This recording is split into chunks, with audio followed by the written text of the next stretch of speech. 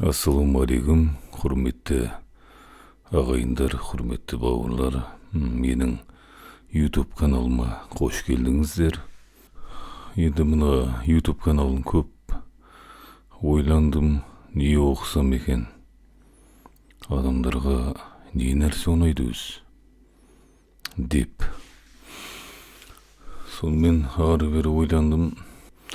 Адамдардың басынан өткен оқиғаларды осы менің YouTube каналымда еститін боласыздар. Бастапқысын енді оқимын, дыбыстаймын, дәл осылай. Енді ары қарай жақсы әңгімелер болса, оны өздеріңізге жақсысын аласыздар. Жаман оқиға болса, жаманнан жиренесіздер.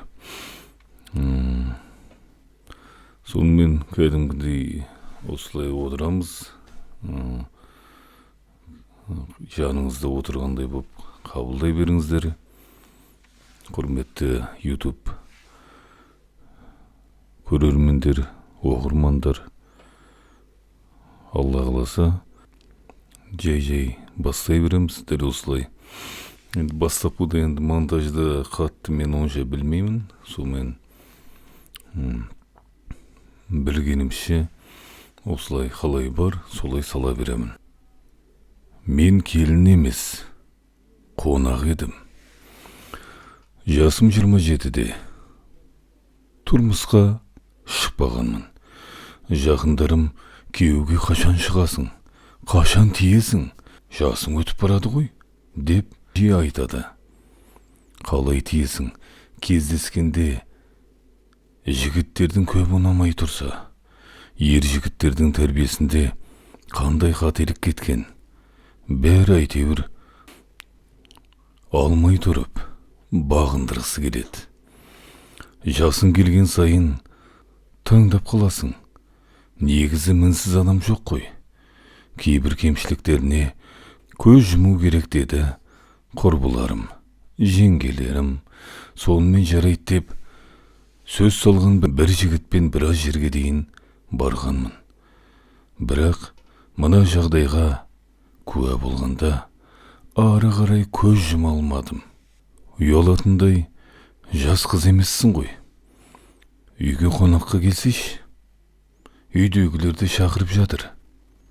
Түбінде үйленетін болсақ, бір-бірімізді сыртта ғана емес, үйде де көріп үйренейік деді. Үйренейік деген болатын жігітім. Қалжың мен шыны араластырып, алғашқы сөзі жақпай қалғанмен, кейінгі ойы көкейіме қонғасын жарайды дедім. Бардым. Ата-анасы мен туыстары жиналып отыр дегесін дұрыстап дайындалып келгенмін. Кішкене қобалжып тұрдым. Бірақ табалдырықтан аттаған сәттен бастап өзімді бұл үйге мүлдем бөтен сезіндім. Мені ешкім жылы қарсы алмады. Кіре сала, кейін бәрібір. Орның осы болды ғой. Үйрене бер деп есік жақтағы орынға отырғызды. Әзіл дегесінді. Әрине, бірақ мен ойымша орынсыз болды. Бір кезде қызым, апаларыңа шай құйып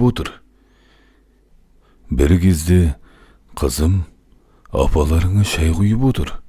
Кеселерін күтіп қалмасын деді. Тамақ салып жүрген болашақ енем. Менімен танысы білгісі кеп тұрған еш қайсысы жоқ. Өзара күліп, әңгіме дүкен құрып отырды. Ең жаманы, көп нәрсені көз жұмып, болашақ күйеуім болады деп жүрген адамда мен жайлы ұмытып кеткен сияқты. Апаларына қосылып шай мен әңгімені соғып отыр. Ішім күйіп, көңілім қалды. Өзімді сыйламайтын жерден кеткім кеп тұратын әдетім бар. Ерте қайттым. Бірақ үндемеген күйі тек ішімнен мінсіз адам жоқ деп біраз кемшілігіне көз жұмдым. Бірақ тап бұндайларына көз жұма алмайтын шығармын деген ойды 1000 мәрте қайталадым. Түнделетіп қоңырау соққан жігітке бар ойымды ашығынан айтып, осымен қош сау бол. Мені сен көрме, сен мені көрмеймін дедім. Не бопты? Онда тұрған не бар? Мен болашақ келіндеріңіз дегесін сені солай қабылдаған ғой. Қайта жақсы емес пе деп түк түсінгісі келмейді. Болашақ келін десе болды. Қалағанымызша жұмсай береміз деп ойлаймын сонда. Босағасын аттап, орамалын салмағасын, уәдемді де беріп, неке қимағасын, мен олар үшін әлі келін емеспін. Бөгде үйдің бой жеткенімін. Сондықтан ең болмаса, бірінші баруымда келін деп емес, қонақ деп қабылдаулары керек еді.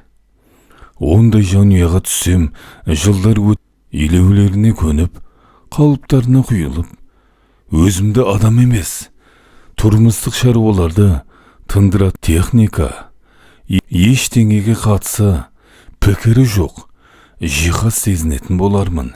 Тіпті жігіт мінсіз болып, 100% көңілінен шығып, махаббатым лаулап тұрса да, ондайға келсе алмайды екенмін.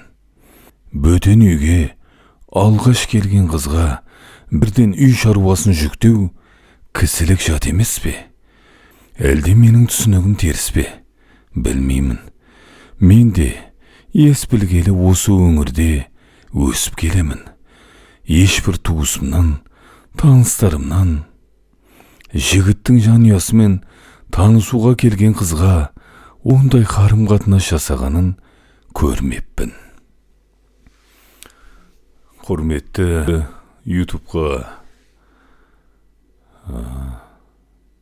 келген барша оқырмандар, күллі барша қазақ елі, маған жазылыңыздар. Бұл әлі бастамасы, бұдан да қызық оқиғалар болады, әңгімелер болады, бірге тыңдайық. Енді бұндай оқиғаларды оқимын, ары қарай өздеріңіз өз пікірлеріңізше ойланып, және комментарийға пікір қалдырып, ары қарай тіркеліп, маған жазылып кетіңіздер. Әлі сіздердің тіркеліп, комментарий жазып қолдауларыңыз мен үшін шабыт береді. Бұнан да керемет оқиғаларды, әңгімелерді айтамыз. Жақсысын алыңыздар, өздеріңізге пайдаланыңыздар. Жаманы болса жиреніңіздер. Айтарым сол. Жазылып кетіңіздер. Келесі кезекте ең қызықты оқиғаны айтып кетемін.